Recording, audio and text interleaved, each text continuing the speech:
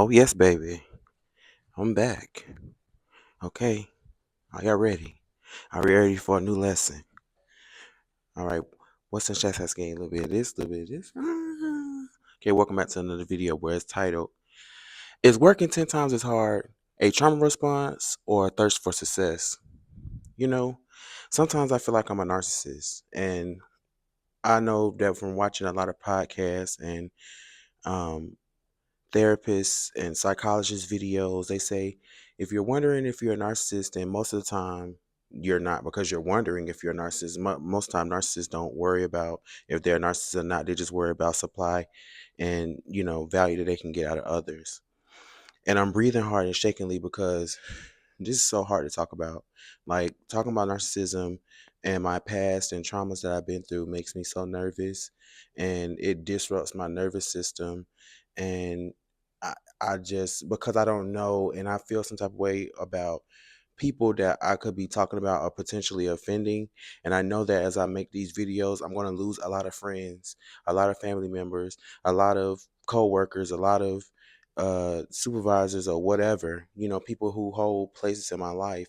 And that's okay, because I have to recall the trauma that I've been through, and I have to heal the inner child that's within me. And I hope that through my experience and through my videos that you can receive this information and heal what you got going on in your life, or take something that you can educate somebody on, or somebody that you know that's going through the same thing as me, or show up for someone who's going through the same thing for me, and be there for someone to understand, you know, the situations, not even understand, but just have compassion and be there for the ones who experience things like I have. Okay, today I've given you a lesson from this book called 10 Times. It's called 10 Times is Easier Than Two Times by Dan Sullivan and Dr. Benjamin Hardy. I like to start off my videos. I didn't write down my email today, and my email, my at page, but you can find me at Shamar Miles the Coach on Instagram, and you can email me at shamtaxicproductions@myyahoo.com. I didn't write that down because I was trying to formulate all this information on the board while um, calming my nerves, basically, because this is such a sticky situation and topic to talk about, and then I'm so nervous. But anyway, let's keep going. I watch multiple videos of Iyanla Van Zant. She's a author, a spiritual guider. Like, she's so much. You can just look her up on your own time. But she's someone who I consider to be in my pillar of my community. I've done a video of who are the pillars of your community, who you look up to, and who inspires you, and who are your leaders, who point you in the right direction in life. So Iyanla Van Zant is one of those people in my life, and one of her affirmations that she has on YouTube, that I came across the other day while watching her channel. Her affirmation is, "My mind is," and you can repeat with me if you want to. You don't have to if you don't want to. And if at any point when I start talking about affirmations in my videos, if I mention God and you don't believe in God, you can put higher power, universe, Allah, Buddha, whoever you believe in, to affirm your affirmation, basically. So she says, and I say, and you can repeat with me if you want to, "My mind is filled with the light of gratitude. My heart is filled with the light of joy. My spirit is filled with the light of peace." And, just repeat that every day, or, whenever you're going through a hard time, or you need validation for whatever, you're going through, etc. Now, I had the question to ask myself, well, Shamar, why are you making these videos? It's because at first I wanted clout. I'm not even gonna lie to you. I wanted to make videos that was gonna be easy for me to, give out a market to people, and I could have took the easier route. But now, like I said, this video is for me to heal and to heal others while informing myself and reading books that can financially help me, spiritually help me, and mentally help me. All three of them together, especially as a young black man. So I hope is especially some brothers watching this video, because it's a lot that we can learn from each other. Okay. And especially me being queer too. Let me make sure I'm still recording. Okay. So let's start off with The window of opportunity. I got this from Myron Golden. He has a book called The Trash Man to the Cash Man. Now, this is not verbatim. Uh, if you want to go out and purchase that book, I recommend that you do. But this is from chapter 5. Uh, he starts giving like a visual representation of what the poor class, middle class, and rich class spends their money on and what their financial system can possibly look like.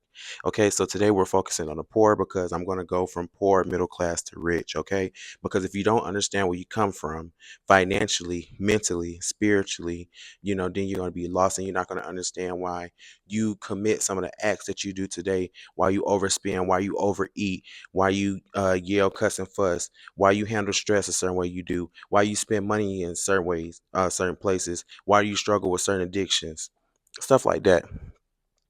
So today we're going to be discussing the window of opportunity in this section, and we're focused on the poor class.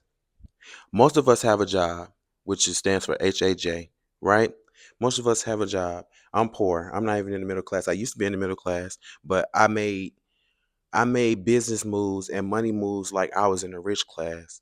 I had a nice apartment in Brookhaven, and I was paying a decent amount of rent, for a studio apartment. But it was nice. It was a to me, it was a big studio apartment because where I'm about to move now is way smaller, but it has a washer and dryer.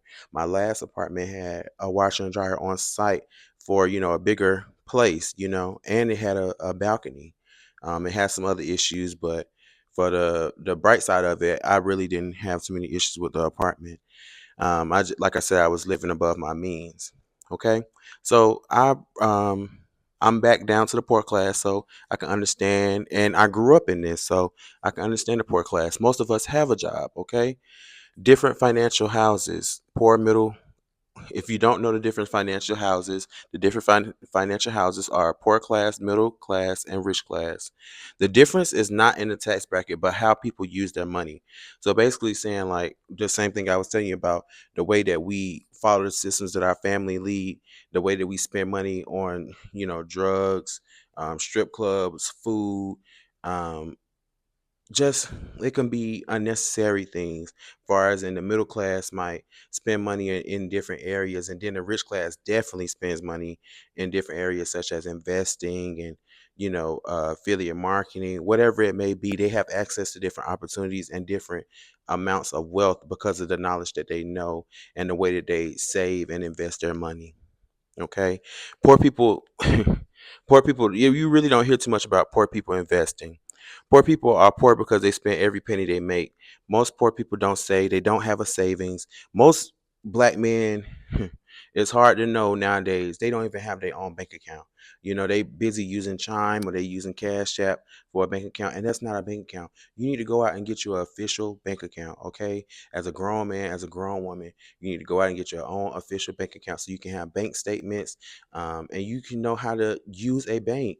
You can get your credit card, start building rapport with that institution, and do what you got to do. Okay, you got to stop.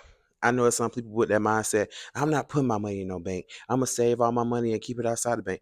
Okay, well it's okay. Keep a percentage. Keep 30% of what you don't put in the bank up under your mattress. Okay, but you need to be having an institution that is building your money over time with some type of APR or some type of interest rate that's helping your money build while you sleep. Okay, most poor people don't think about that. Okay, most people, poor people, and you know this saying, I got to pay the bills. Most middle class people and rich people are not making statements or quotes about I got to pay the bills because the bills are already paid. Okay, if you already had that mindset that your bills are paid, you're looking for other liquidating assets or other ways to acquire money that's outside of paying your bills, because paying your bills is like putting on your drawers. That's something that you have to do every single. Well, you don't have to pay bills every single day, but I'm just saying that's something routinely that's a part of being an adult, is maintaining your livelihood and paying bills. Okay. Another reason that poor people stay poor is because of fear. They don't invest, and they don't pay themselves first. They're always paying somebody else. If you notice, poor people don't have enough money to pay anything for themselves. They're always paying their landlord rent or Georgia Power, gas. They basic. needs in car insurance. And in this inflation, I know times are hard. So I know that it's very different, but we have to make the best of the times that we got. We can't keep making excuses saying, oh, the man is holding me down or the world is kicking me down. Because what about the people, who are trying, who are or being successful in digging themselves out of this inflation or breaking themselves apart from the crowd of just suffering in this inflation? And what about the people who are still getting rich in this inflation? I'm just saying. We be making a lot of excuses. And that's another thing I wrote on this board. Don't make excuses. Because at the end of the day, if you want to put yourself in a poor class, it's one thing about being comfortable, because that was one of the last lessons that I taught, was about having enough from the psychology of money. Is a such thing as having enough, but I guarantee you nobody wants to be poor. I guarantee you people want to do more in their lives. I guarantee you people say, oh, I'm not poor, but still want to live outside their means. I'm just saying. Next, I want to move on into this book that I was telling you about at the beginning. It's called 10 Times Easier Than Two Times, Dan Sullivan and Dr. Benjamin Hardy. I'm not sure if I maybe still be in the focus. Let me move over. 10 times is easier than two times. Okay, so what this chapter is saying, this is chapter 1 of, like I said, 10 times is easier than two times. Um, the chapter is titled The Surprising Simplicity of 10 Times Growth. So this is something that is affecting me to this day. I keep trying to go back to the old version of myself, and I need to realize that that version of myself is dead. Let me make sure I'm still recording.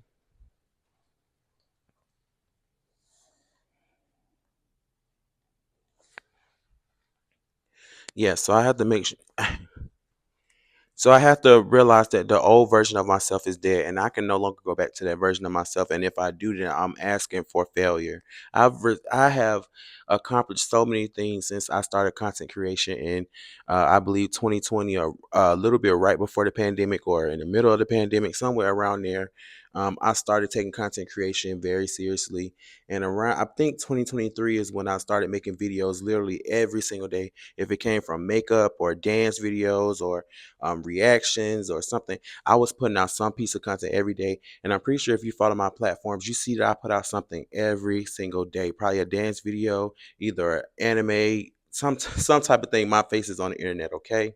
And it could be a trauma response because I never received that validation or that love, or exploiting. I don't know if exploiting is the best word, but helping me show all the layers of myself. So now it caused me to go to the internet with all my talent, and seek validation from there, which is not necessarily so good, but the fruits of my labor will pay off eventually. Okay, and I get to make videos like this talking to you and helping you in your experience, and helping you maybe understand a little bit of why you work so hard to do, or go so hard on yourself, or so hypercritical on yourself. Okay, so this chapter was titled The Surprising Simplicity of 10 Times Growth. You must make your goal big enough to get rid of most of the failing possibilities. So basically, a lot of people say, I'm going to lose weight or whatever. They'll say, I'm going to lose 10 pounds. A lot of people start losing 5 pounds and then want to cheat and go back and go eat pizza, go eat wings, go eat fast food. And I'm a product of that. I see myself in the mirror. I say, I'll slip my stomach in a little bit. I say, "Oh, you looking a little slim. Titties getting smaller. Stomach getting a little flatter. Your ass poking out a little bit more." And then there I go. Now I want to go eat, and I ain't gained 20 pounds instead of the 10 pounds that I was trying to lose. That's what I'm trying to tell you. You have to make sure that your goal is big enough, you know, that most failing possibilities can't happen. Okay, because you have to focus so hard on your goal that you can't even take shortcuts or cheat. What conditions must you fulfill to achieve your dreams/goals? Okay, a lot of us know that we're self-sabotaging ourselves when it comes to our goals and our accomplishments. If you know that something is hurting you, let's just say let's just say your thing is you like going to concerts, because I seen a viral video of this girl. She was trying to go see Kendrick Lamar and SZA, for their new concert, their new joint concert, and the nosebleeds are $150 plus. So if you know your thing is to go see concerts and you have your bills due, you know what I'm saying, then it's not going to look so good for you because you have an addiction of overspending, on concerts instead of prioritizing your own bills and things that you need to pay for, you know. So if you know a condition for you to be able to pay your bills and things on time and not buy those Kendrick and SZA tickets or just tickets in general, then you need to understand that that condition needs to be met every single time to be able to pay your bills on time, unless you change the outcome of making more money to be able to afford that and your basic needs. Ask yourself, how can I create these impossible conditions? Meaning, like, and the only reason why I use the word impossible because we're talking about impossible goals. When I talk about impossible goals, for me, I want to be a multimillionaire. So I have to uh, tighten or constrict the conditions or the things that I do to be able to achieve that multimillionaire, goal, or change the amount of videos and things that I do to be able to reach that goal, basically. You have to change. You have to change. The whole point of this is you have to change and you have to focus. Okay. Two-time goals are there for when, you don't want to shoot for two-time goals because there are too many potential pathways to reach your desired destination. That takes me back to, wanting to lose 10 pounds and you lose 5. Okay, that's so close. Anybody can.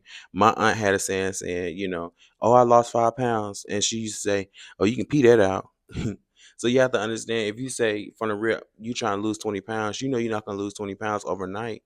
You may lose it in a month. So if you say you just want to lose 10 pounds, that's a two-time type goal. That's something that's easily achieved. And you can say, oh, I'm going to hit 2 crunches.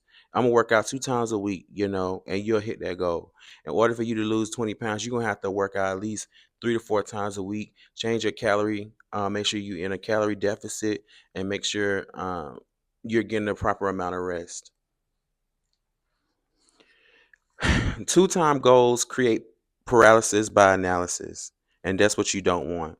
10-time goal is a limited amount of pathways to be successful. Like I said, so I just explained that.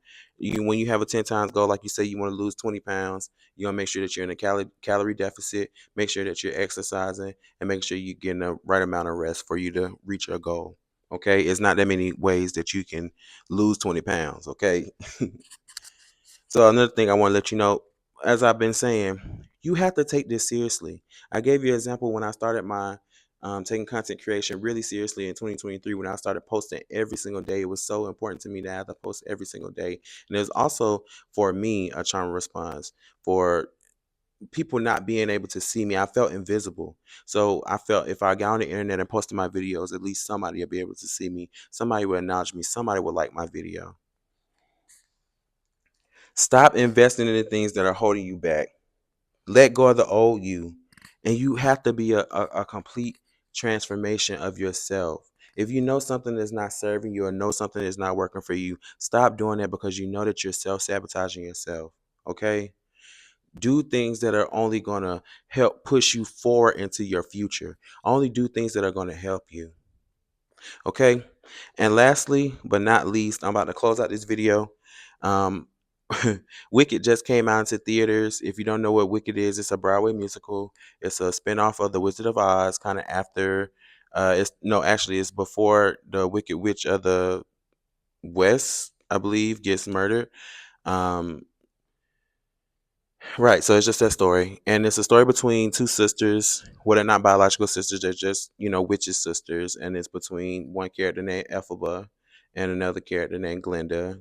Um, and they sing 2 songs. Well, they sing Elphaba and Glinda sing a song together called Defying Gravity, and Elphaba sings a song No Good Deed. Okay, and I just want to say this movie made me so emotional because I can resonate so much with the character Elphaba always being the blame of something, always not being good enough, but knowing that you're talented and seeing someone be jealous of you and not want to always want to step on you, never want to show you to shine. Your family doesn't like you, your friends, are iffy. The man that you want, you know, he rather go be somewhere caked up, married with somebody comfortable, who fits his aesthetic, but we know initially, at the end, Fiyero ends up being with Elphaba. Um, but just her whole story, I resonate with, of just not belonging, and her, the thing about her that stood out so much was what was that she was green.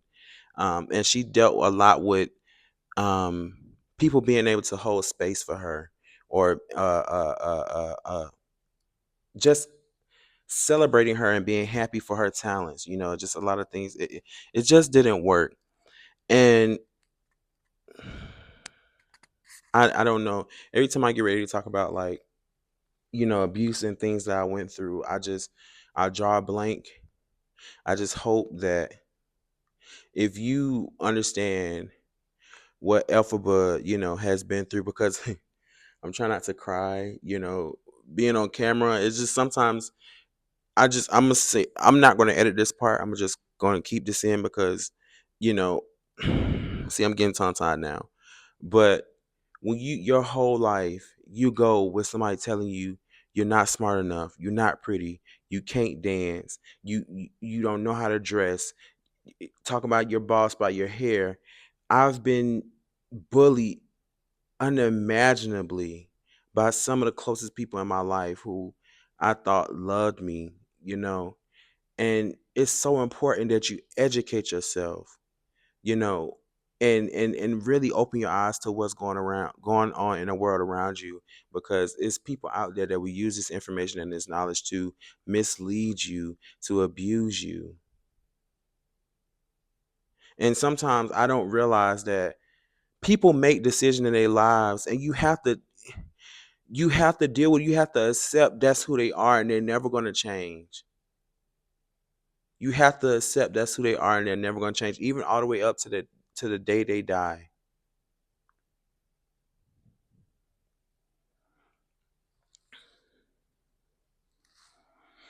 you know I'll feel a little better moving along in the future about being vulnerable, because I can feel my voice shaking now. And I just don't want to cry on camera for no reason. I want to give context. So until I just feel like I'm ready and I don't feel in danger, or certain things are going to happen to me because I'm discussing um, certain things that happen to me, I'm just going to give it some time, okay? Until God puts it on my heart, to share, things that I've been through. But we all know that we suffer from some trauma. So I would just really leave you with this, because it's becoming hard. And sometimes when I record my videos, I really want to just air it out and just say what it is. But the hardest thing is just knowing that you still need people who don't like you. That's why I gotta continue doing this, because I'm hurt. But I just want to let you all know that you have to have radical acceptance. This is turned into some emotional for me. Leave this video, but just know, have radical acceptance. Radical acceptance is accepting situations that are outside your control without judgment. Okay, so that just means people are gonna be people, and you can't change them. Okay, adult children, let's stick together and have the power, because a lot of people try to confuse us and try to make us believe that we're not in control of our own lives, or try to make us seem like we're the crazy ones, or something's going on with us, and it's not. And it's really crazy that people try to attack you just for being the beautiful person that you are. And confusion is the enemy. You can be independent on your own. You don't need anyone. You need human interaction, but you don't need anyone for love, validation, or any extra parts of your life. And if anyone doesn't give you, I'm not saying that life is full of resolute or for sure answers. But if someone is constantly confusing you, making you quit second guess yourself, making you think that you're crazy, these people are not for you. They don't love you. And I hope that you really took something from this video. I love you all. And I'll see y'all in the next video.